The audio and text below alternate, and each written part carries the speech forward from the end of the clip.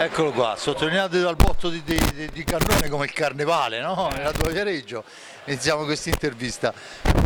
Partita importante, loro una gran difesa, bottonatissimi, poi però insomma alla lunga i valori sono usciti fuori.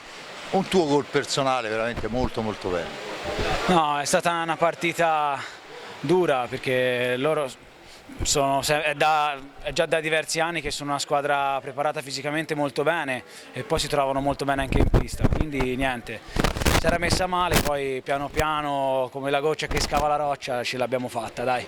È stata una gara dove vabbè, in difesa mi pare che poi al di là delle reti che insomma sono arrivate in un momento particolare, non è che abbiamo subito più di tanto, abbiamo fatto una gran mole di lavoro per arrivare a quelle 7 reti, grande il loro portiere, un po' più imprecisi noi forse.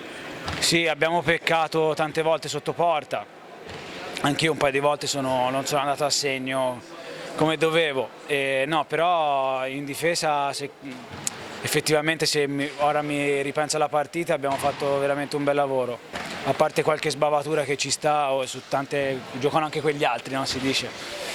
E sotto porta bisogna essere un po' più cinici perché come hai detto te si crea una montagna di occasioni però si finalizza.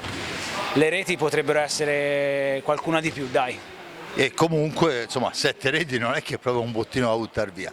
Adesso arriva però il momento veramente caldo, no? Abbiamo partite importanti e soprattutto partite in sequenza che potrebbero fare la differenza, perciò gran lavoro con un Ambrosio ancora acciaccato. Sì, ora io spero per Fede e per noi che si rimetta al più presto e ora ci dobbiamo preparare perché ora arriva il clou e quindi ora non abbiamo la pista, andiamo a allenarci al Pardini che da una parte, nel senso a Sarzana si gioca sulla graniglia, quindi forse ci fa bene anche a noi.